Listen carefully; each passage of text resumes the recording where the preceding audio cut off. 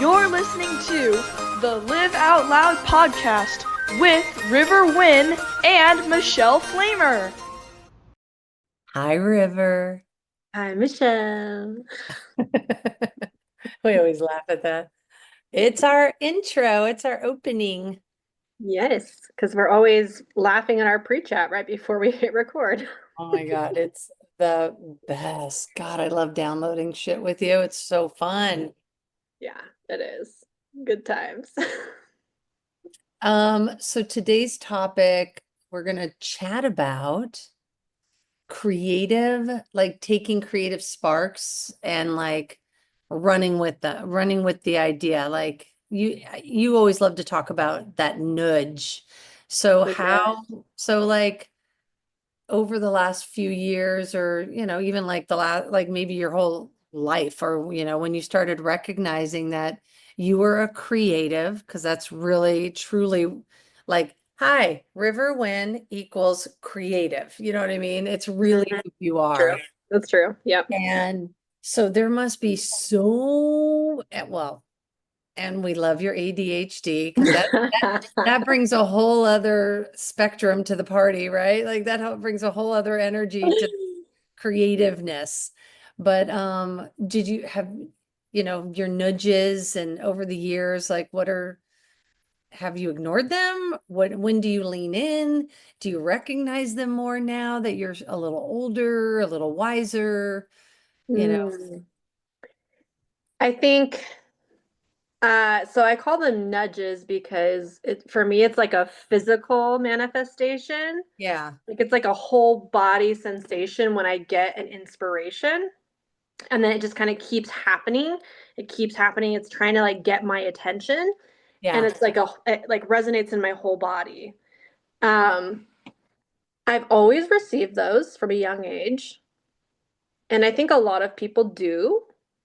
I think we all receive those creative inspirations and downloads, but we don't always listen to them, or we receive them as like a thought. We're like, Yeah. oh, that would be cool, but like I'm not the person to do that, or Yeah. I don't have time for that, or like I'm not educated enough for that. Whatever our narratives are around how we can do these creative things. Um, I tended to listen to them when I was a kid, so I followed a lot Mhm. of my creative nudges as a kid. But then as an adult, I came to realize, especially right around the time that I got my ADHD diagnosis, um, that I have to be very discerning between um, which of those nudges are actually meant for me to act on. Yeah. And I actually have to sit with it instead of running with it. Because, as an example, like I received a nudge a little over a year ago where it was like, oh, like you really like crystals and you really like smudging. And people ask me a lot about smudging, and they ask me a lot about like crystals for chakra and stuff I like know where that. this is going. Right. And I was like, oh, I should blog about crystals. I should blog about smudging. I should blog about spiritual tools And and you all of that. created kits. And I created, like, I sat down and I like chose different crystals for each chakra, and I wrote out this whole plan, and I went and I bought $400 worth of smudging supplies and crystals, and then I didn't do anything with it. Like I Yeah. shared one of the kits, sold like 10 kits, and didn't do anything with it, and all of that stuff was sitting in my like creative accessories space, art space, taking Yeah. up space. And I Hmm. was just like, huh. So ADHD really impacts my creative nudges. I love So it. now I have to really sit with those inspirations and nudges and take some time with it to see if it's truly aligned, if it's truly something I'm going to be able to follow through on, and then determine if I'm going to run with it or not. That sounds like when I'm kind of thinking about a new tattoo, I have to like let it really marinate for like a year. If I'm still thinking about the design and what the intention is, then I put it on my body. But I don't have nudges quite like that. I mean, I have created so many dope food, like restaurant ideas Mm. out of voids, out of a cool niche. I mean, I was in Hawaii and came up with an idea for a food cart there that would really fill a void. And at the end of the day, some of those things just feel like a really heavy lift in an area that I'm just not as familiar with. Like it literally would make no, like if I was a chef and had these Hmm. ideas, well, then I would probably kind of like no, I mean, not that I couldn't just reach out to people and say, hey, I think you do this and you do this and outsource a ton of it. But it felt like overwhelming and daunting, to like Yeah. lean in to do it. I mean, my mom is probably like one of the best cheerleaders because she's always like, I love that idea. But like we don't know where to go for it from there. And so then then around the end of my marriage, I had connected, with somebody who, around the twin flame. And so I started Hmm. to write a book around that topic. Hmm. And I haven't finished that one yet, but it's fascinating because I am on fire with another idea for a book. And now I'm Hmm. almost 17,000 words in, and I'm very structured with it. I do it, and I really lean in on the weekends when I have a lot more time. I'll write for like 4 or 5 hours. And when I Hmm. don't have Caden, it's like, it's just around my work hours basically during the week. So I have like a cool new structure to like waking up in the morning, having my coffee, writing for an hour. I set Alexa up for an hour with, setting the timer and I'm just really structured. Like I used Hmm. GPT to like help me structure during the work week and things like that. And that's been really helpful, just staying on task and asking ChatGPT to like keep me on task because I'm like really excited about this. I'm excited for you. I think this book is much more aligned for you than the Twin Flame one was. For sure, for sure. That was like such like a muse. It was almost an essay, it was Yeah. almost like it was like a long journal, kind of thing. And it didn't feel quite as aligned as this. And so I'm still very much in cahoots with the TED Talk folks and the coach that I'm Hmm. working with. And I thought originally this is where like nudges take on different lives, like in that way for me more of thoughts and where alignment is. But like I was going to do a TED talk. My first focus was on like how to, basically get through a divorce, right? Hmm. And now I really feel good about that. The topic of this book could also be a really cool TED talk. So Yeah. now I like have two projects that I'll get to work on. I'm going to first finish the book and get it to a place where it's a manuscript, like I can print it out, it's a manuscript, and I can have I had a book coach that I met with last year. Do you remember that? Yep. Hmm. And so I reached out to her again, and she's like really excited to read it and kind of go through it with me. But currently it's just, yeah, it's a really cool, like it's just I'm in flow is what, it's I'm really, curious for you because I know how inspiration feels for me. Like it's very much like a feeling body yeah, thing. How does it show up for you? Because I know, like, I look at it for myself through the lens of human design because I am a manifester in human design, and manifestors are idea people. Like, yeah, we are like the natural inspirers. We are the ones yeah, who initiate change and growth and big ideas. We see what yeah. needs to happen. Like, we see the voids in the world and then we fill those voids. Mm-hmm. And I'm curious for you as a generator, Mm-hmm. what does an inspiration feel like for you? It feels like when it feels truly aligned for me, it's like how fast can I get this out? And it just is a feeling around, it's almost like it's almost otherworldly for me. It's not like a full body thing. I mean, I got the chills when I figured out the name. Like when Mm-hmm. the name came to me, I was like, oh, full body chills. Mm-hmm. And and then it's like I can't stop writing.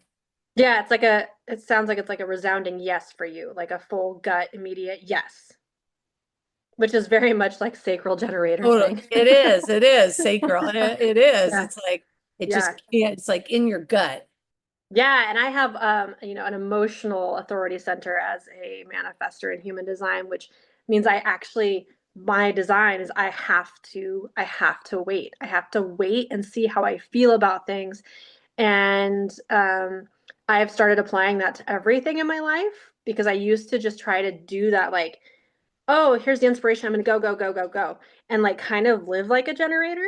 But that's not actually in alignment for me. I need to take time and see how it feels before I take action. So, even in every area of life, even like dating, I have to see how something feels for a Yeah. while before I Yeah. can make a decision on Mm-hmm. it.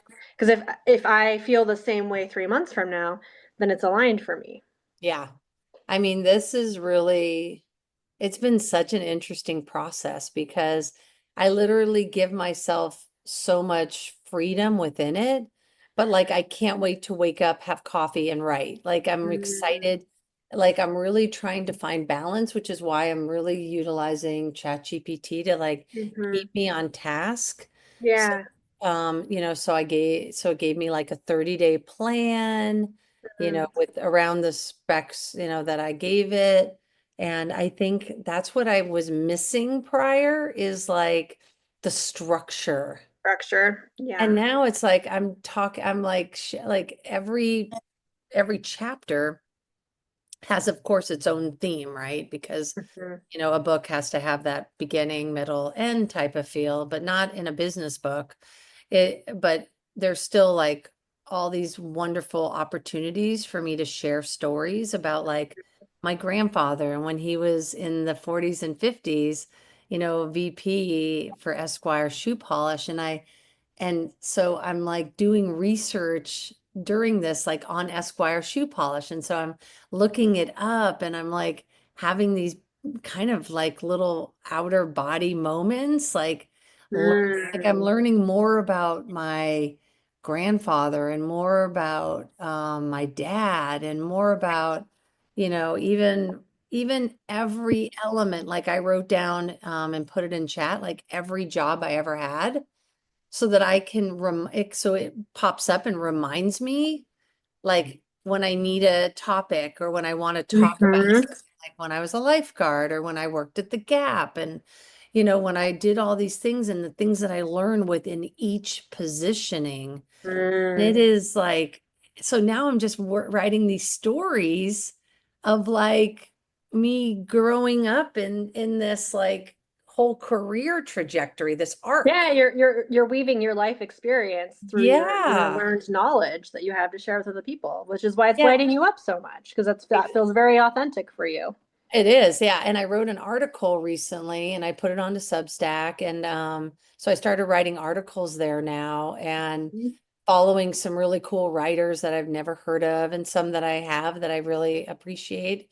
And so it's like I when I wrote that article and shared it, I think this was really the validation was I had friends and I had colleagues and people that I haven't really known, but through LinkedIn, messaging me and saying, that's a great topic for a book. And I was like, Mhm. oh, so the nudges came from validation, but I was like, what should I write on? And then I was like, oh, and then everything just fell into place. Like it just sort of all hit me at once. That's where I struggle a lot is that I get overwhelmed Yeah. as someone who is ADHD and a manifester. One of my life struggles has been that I am very good at learning and I'm basically good at doing everything I try to do. Yeah. Except for skiing. I suck at skiing. That Everything else, I would take practice. That would take work. yeah, everything I put my intention towards, I'm Yeah. very good at it. Like I've been able to start businesses like that. Like I've done a lot of things in my life that I just have a lot of experience, and it's hard for me sometimes to know which direction to go because there's so many directions I could go, and that Yeah. feels overwhelming and challenging at times. And so for me, I have to really, that's a process I'm in right now of really trying to like listen and like identify what feels the most authentic to me right now. Yeah, and trying to figure out just like where I'm headed. Like what's the most aligned? What where do I need to be? You know?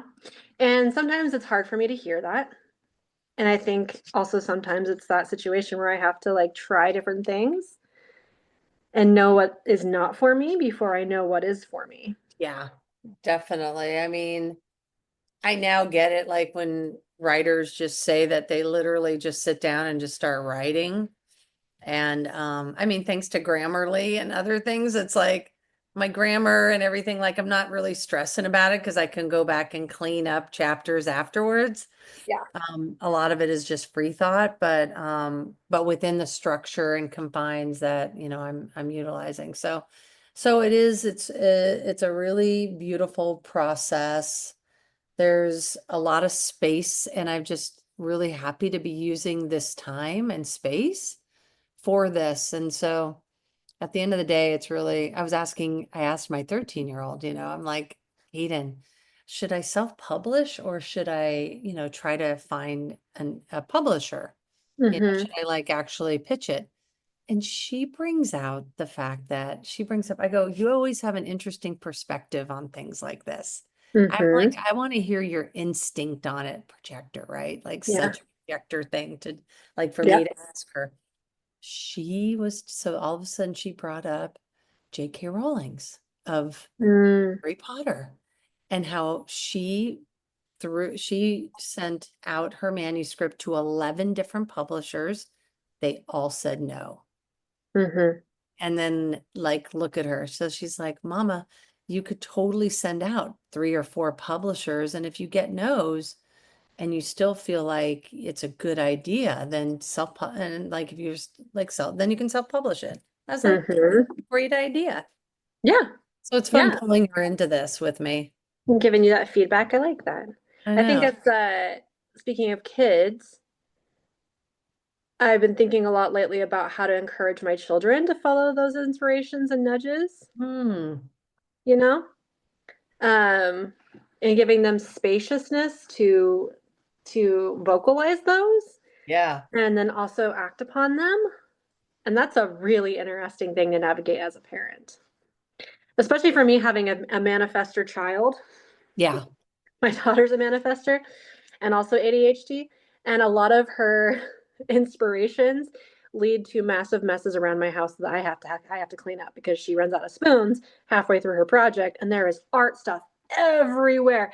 Or like the other day she and her best friend decided they were going to rearrange her entire room and make it like a completely different scenario, and they got tired halfway through, and then she was like, I can't finish it, and then just was completely out of spoons to do it. And so I ended up finishing the rearranging on the weekend while she was gone. My God, I love that. So I'm having to find this balance between like parenting and encouraging like follow through, but then also like giving the spaciousness for her to have her inspirations and like follow them. Because Yeah. when she becomes an adult, I want her to be able to do those, like to follow her inspirations. Yeah, I will say I'm really proud of Kaden because when she gets the nudge, she literally puts everything down. She'll move everything out of the way. She'll create her own space for it because she knows exactly what she needs for all that. And so I really appreciate that about her because it's really cool. All of a sudden, you're just like, where is she? And then you go in and she's not playing a video game. She's like sitting there doing art. It's Doing really her cool. art.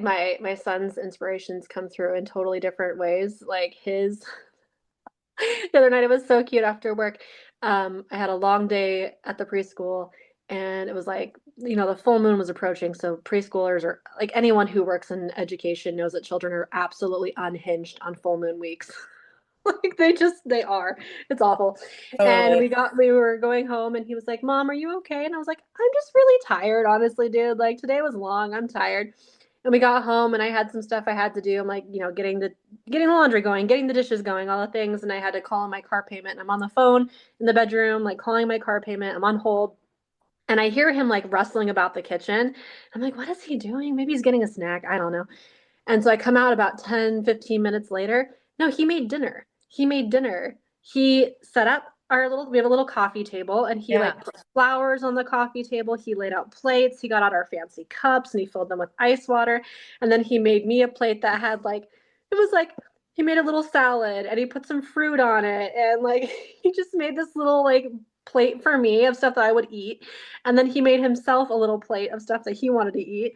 And then he made his sister a plate of stuff that she would want to eat. And he knows what we like. And so So he I'm did this getting full within, body chills right. listening. And he was just like so proud of So cute. himself. So proud of himself. Like that's how his inspiration comes through. Is he Yeah. just felt like he wanted to help, he wanted to do this thing, and that's how he shows his love. And he's a little generator too. So he was like, gonna do it.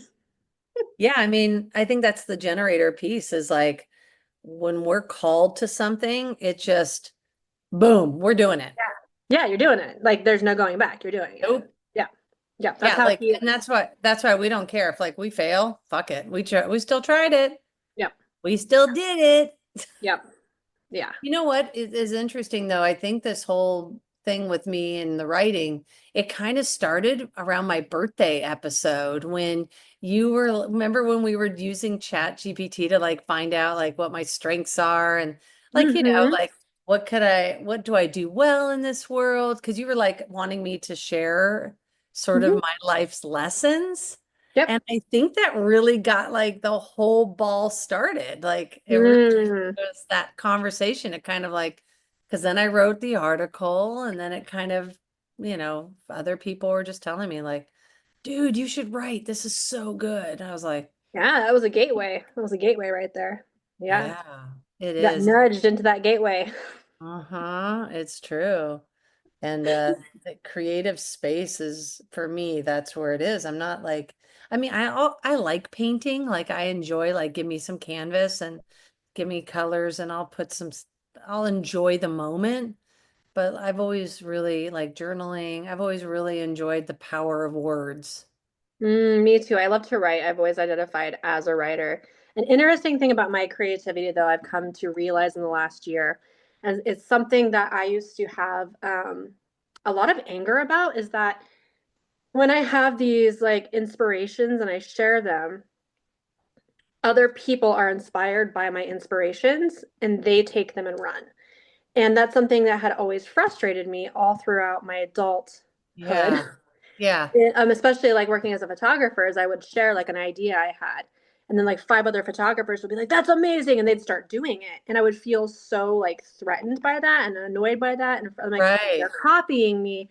And then I get a lot of messages from people like, hey, can I pick your brain on how to self-publish a book? Can I pick your brain on how to start a donut business? Because I started and ran a donut business during I know COVID. you did. I know you did. That's so And great. I got approached by our city like as I was doing this from home donut business during COVID. They're like, "Can you open a shop downtown? We have grants and funding and all this stuff." And I was like, "That's not for me, not for me."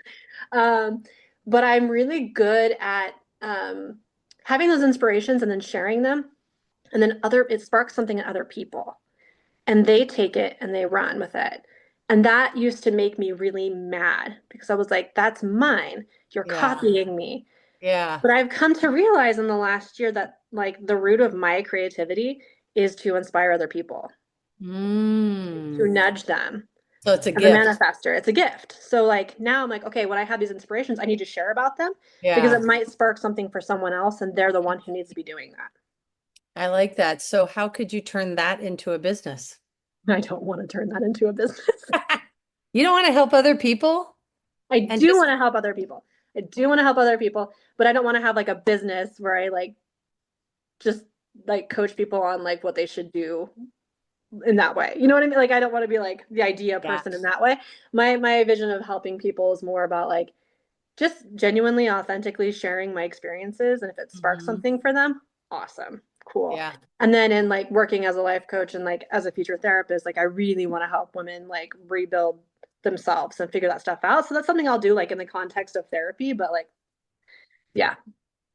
So what do you think could be some helpful tips for people to recognize when they are being nudged? And and I know you shared like how it shows up for you, but as a therapist or as a coach for people in their life, like what do you think would be good tips for them to look at when the thought approaches? When's that little nudge or that little spark, or what do you think? I think one of the biggest pieces is when something comes through for you in that way, something inspires you, something nudges you, does it stick around? Mm-hmm. Is it just a fleeting thought, or do Mm-hmm. you start to get more nudges surrounding that initial inspiration? So um, well, let's take photography for me, for example. Okay. So I grew up doing photography because Yeah.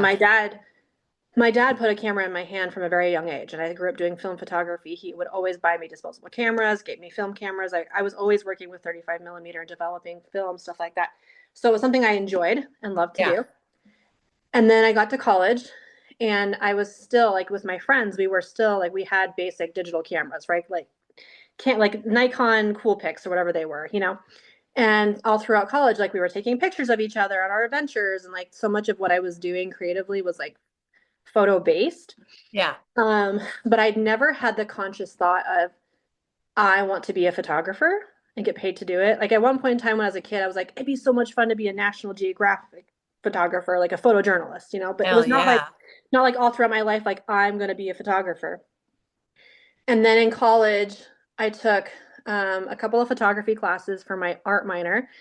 And in the process of doing that, started asking people to do some modeling for me for these projects. And then people started like sending me cat or giving me cash tips after these sessions. They're like, you're really good at what you do. And then people started asking me if I would they're like, hey, my, so and so is having a graduation party this weekend. Can you come and take some pictures? I'm like, sure. And they would like pay me. So people started asking me, Yeah. you know, and so I was getting all of these nudges around this thing that I already loved to do, enjoyed doing, but had never really thought about having it as a business. But people kept nudging me. We want to pay you to take our pictures. We think you should do this. You're so talented. Can we buy a print of this landscape you just took? So it's just like nudges coming at me from every direction for several months. And then finally I was just like, okay, I'm going to do this. I'm going to listen to that and I'm going to do this. And then I had a photography business for 10 years.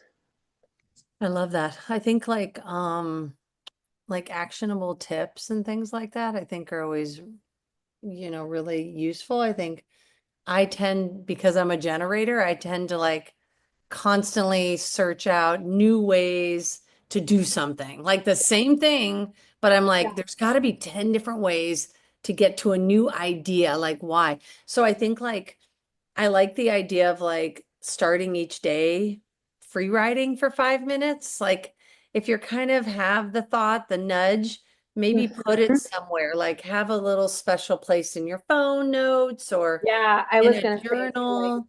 So keeping like I track of think, the nudges, yeah, keeping and the track of the cool thing nudges. is you can record with your voice too on Yes. those kinds of things. So this way you're not like if you're in the car, like a lot of ideas come when people are like in the car, in the shower or whatever, and you can just sort of I think also like embracing curiosity and play around it, like giving someone a creativity, like a creative sandbox, like each week to explore like new ideas without like deadlines or pressure or any Mhm. outcomes. Like kind of it goes to my word for the year, like dream big, right? Like Mhm. just kind of dream about these thoughts and kind of get in the weeds later a little bit about them, but just keep writing these. It kind of builds up these new muscles, like, starting small and like sharing that concept with a Yeah. friend, like just saying, hey, what like when we talk about the property, right? And like some of the Mhm. business ideas that we want to make through that property, it's like I don't just sit around and think about it myself. I talk to you guys about it in my front row, and it's kind of fun. Yeah, you're a vocal processor. You like to Yeah, vocally I very process much things. am. Yeah. Yeah. And for me, a lot of my inspirations come through when I'm driving by myself, Yeah. when I am meditating, having Uh-huh. quiet space, float tanks. I can't even tell you how many creative inspirations I've had come through like in float tank sessions. Love Like that. amazing. Um, for me, it's like the quieter I get in my mind, the more comes through in a very aligned It's like way. more expansive at that point. Yeah. And then also I was thinking, like maybe for people who are having a hard time listening to themselves, because I don't think we're all very good at listening to ourselves, Yeah. like the art of noticing is very much it's an art and it's a practice you have to build Agreed. of listening to what you're saying out Uh-huh. loud, listening to your thoughts and identifying like what's happening inside yourself. Sometimes that's hard for people to do. So like hearing the inspiration may not be something they've built up a muscle for yet. But Mhm. like for people who are looking for inspiration and they just don't know where to start. I know something I've done that was really helpful was I sat down and I just started making a list of all the things I've done in my life that I'm really good at and I really enjoy and the things that people tell me that I'm good at. And then when I got to the end of that list, I was like, there's a Right. lot here. There's a lot Uh-huh. here to work with. And just even the act of doing that was inspirational, because it made me appreciate myself and appreciate my Yeah, skills. because we're so freaking hard on ourselves. Yeah, yes, we are. Yeah, and I think a lot of people too get bogged down in this idea that you I have to. think especially women, like we can talk ourselves, our self-talk can be bullshit. Yeah, yeah, and I really think a lot of people get bogged down in this idea that you also have to be an expert at something Right. in order to do it. Um, Exactly. and I will tell you that is just like so far from the truth. like, like just even looking at like our educational system, like how many of us went to college for one subject and one degree, and yet we end up working in a completely different field that has absolutely nothing to do with our degree. I And I it's can just the list fact off that five you, friends. Yep. yeah, like having a degree just proves to the person interviewing you or looking at you as a potential that you have the ability to learn. Right. True. And so, we don't have to be an expert in something to do I something agree. that And sparks I joy for us. I think also like mapping out yours, like you were just saying, like mapping out those skills and experiences. I think if you brainstorm in different ways because now you're processing it through your brain, it goes to your hands, you're writing those things down. And I think sharing that like with friends early, like maybe creating like finding which friends in your group are like also in a space of like either they're creative or they're business minded or they're entrepreneurs, natural entrepreneurs, or they already are, that's what they're doing. Like Mm-hmm. kind of creating like a little brainstorm crew. Just Mm-hmm. kind of for things like this. Like, hey, once a month, let's all, can we go meet for coffee or can we do a virtual Zoom and just sort of talk about that stuff? Because I think nurturing though that process, that muscle will get stronger, right? And Yeah. I really am in this big belief right now of like setting timers for yourself. Like when we used to like say, Kaden, clean up your room, but we're going to put a 30-minute timer on. So when, clean up as much as you can in 30 minutes. Mm-hmm. Or if you do it before, if you get it all done before this timer goes off, you get like an extra prize, right? Mm-hmm. So I kind of am like, sweet, when my timer goes off, I already have something set in place when that timer goes off. And that's put on my shoes. Like I'm already dressed for my walk or workout in the morning. Mm-hmm. And so it's like all I have to do then is like I'm done, grab some water or grab the dog and go in a podcast. And like then that feels like my reward to myself afterwards. Cause when you're in when you put yourself in a time frame of like being creative for that time, there is, and with like, I don't think I have ADHD, like not like you or anything, but I think we all have a little bit of that for me, working on things in small doses, unless I know I have the whole day, that I can really just like let it flow, which it's like two very enjoyable, unique processes, but it's all working in the same place. So I think that's just really fun. But I think staying inspired and rested and surrounding yourself with inspiration, like art and nature and books, but really giving your time to chant your body a chance. So like I know a lot of writers, they just literally write, and they get so burnt out, and I don't want to do that. Like I think the way that I'm doing it and giving myself little bits a day, and then on the weekend I can lean in more when I have more time, because I'm going to balance it out with the farmer's market or meeting friends or, going on a date or whatever the fuck I want to do, right? Yeah. Like, it's balanced. It's not like I'm living, breathing, writing and sitting and I get up and move around and, enjoy all that kind of stuff. So it's fun. Yeah. And I know for me as an ADHD person, something I've had to come to terms with and Yeah. appreciate about myself is that I'm always going to have multiple avenues of creativity. That's Yeah. just how I am. I am It is. multifaceted. I am multi-passionate. That's just how it's always going to be. And I used to shame myself so much for that because I thought I had to pick a lane because that's what you hear. You hear that you need to pick a lane, stay in that lane, and dedicate yourself to that lane, to that niche. You need to niche down as much as possible, find your unique target. And the reality is that I'm not meant to do that. I'm not Yeah. meant to do that at all. And so Mhm. I've had to, in my relationship with inspiration, allow for new inspiration to come through that I have no idea where it's going to take me. Like Yeah. paper making. I love making paper. I love making paper. And I didn't grow up going, I want to make paper. Wasn't even a thought until I was watching a TikTok video and I was All like, right. oh, that looks like fun. I'm going to try it. And then next thing you know, like I'm selling paper at handmade, like I holiday know. bazaars and stuff like that. I'm not gonna kid you. Like I was fucking blown away when you're like, look what I'm doing tonight. I'm all, what the fuck is all that? Like, it's such a hot mess. It's so messy.